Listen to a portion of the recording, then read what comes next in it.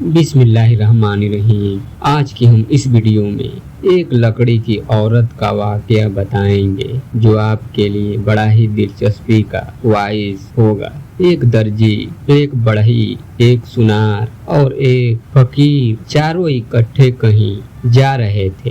रास्ते में रात हो गई तो एक जंगल में ठहरे और रात भर के लिए हर एक के जिम्मे 2-2 घंटे का पहरा मुकर्रर कर दिया। पहले 2 घंटा एक आदमी जागे और बाकी तीनों सोए, फिर दूसरा जागे और 2 घंटा पहरा दे और बाकी तीनों सोए। चुनांचे सबसे पहले बढ़ई का नंबर आया और वह 2 घंटे पहरा देने के लिए जागा और तीनों सो गए।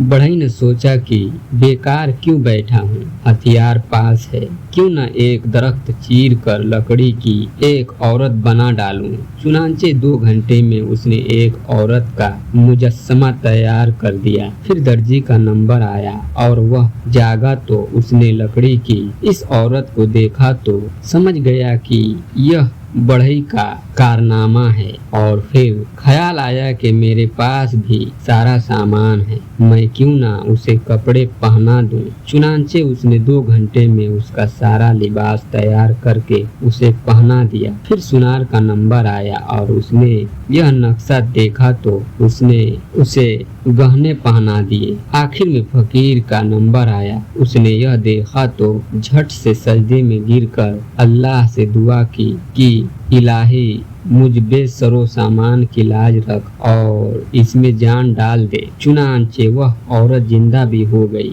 अब सुबह चारों आपस में झगड़ने लगे। बढ़ई बोला औरत मेरी है, दर्जी बोला मेरी है, सुनार बोला मेरी है और फकीर बोला मेरी है। यह झगड़ा करीबी शहर के हाकिम के पास गया। हाकिम ने उस औरत को देखा तो वह कहने लगा तुम चारों झूठे हो, औरत तो मेरी है। इतने में वह औरत खुद बोली कि हाँ मैं बताऊं मैं किसकी हूँ। हाकिम ने कहा हाँ बताओ तुम किसकी हो।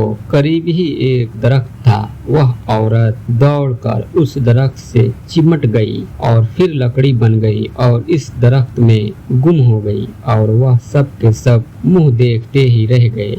अल्लाह पाक हमें भी अपने प्यारे हबीब सल्लल्लाहु अलैहि वसल्लम के सदके दीन पर चलने की तौफीक अता फरमाए। आमीन सुम्मा आमीन।